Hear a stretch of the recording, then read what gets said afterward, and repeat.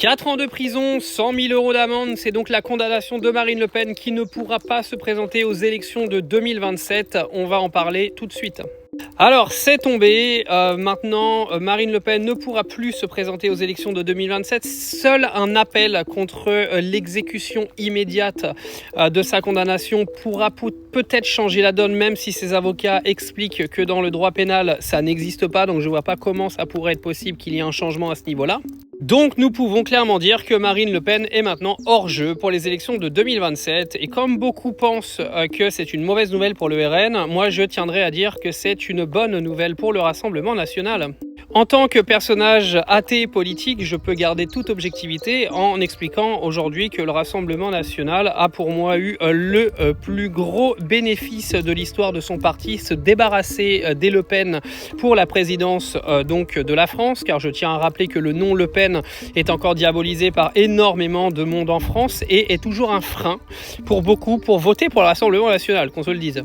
Le fait que Marine Le Pen ne puisse plus se présenter aux élections de 2027 est une bénédiction pour le RN, car c'est maintenant Jordan Bardella qui va reprendre le flambeau. Et je ne sais pas si vous avez suivi un petit peu les dernières années, mais Jordan Bardella a une cote de popularité absolument énorme auprès des Français et est pour moi beaucoup plus à même de gagner des élections que Marine Le Pen en 2027.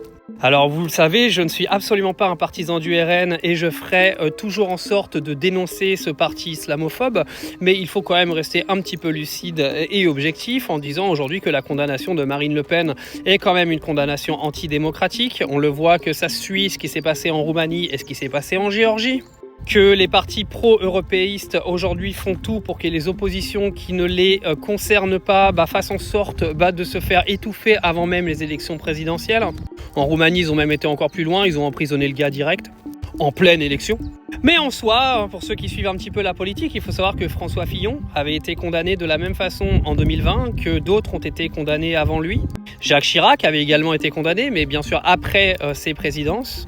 Alors de quel côté te ranges-tu? Te ranges-tu du côté du c'est la loi, c'est comme ça, elle a pris 4 ans de prison, c'est normal qu'elle soit inéligible parce qu'on ne peut pas mettre un président qui a été aujourd'hui condamné en justice? Ou te places-tu du côté du c'est un scandale absolu, les macronistes ont tout fait pour qu'elle se fasse étouffer, etc. etc. Il faut savoir que du côté de la France insoumise, il y a certains députés et parlementaires qui sont venus expliquer que ce n'était absolument pas normal qu'il y ait cette condamnation, pendant que d'autres la trouvaient absolument justifiée. Moi, je fais partie des gens qui pensent que c'est compliqué de mettre quelqu'un à la tête d'un pays qui a été condamné à une peine aussi sévère en justice, peine qui au passage est plus importante que certains violeurs, il faut le dire. D'où la cohérence de notre belle justice, dès que ça touche un petit peu à de l'argent, c'est quand même beaucoup plus important que si ça touchait à des femmes. Mais dans le même temps, j'aurais préféré que Marine Le Pen ne gagne pas dans les urnes plutôt que de se faire directement dégager par la justice. Qu'en penses-tu ?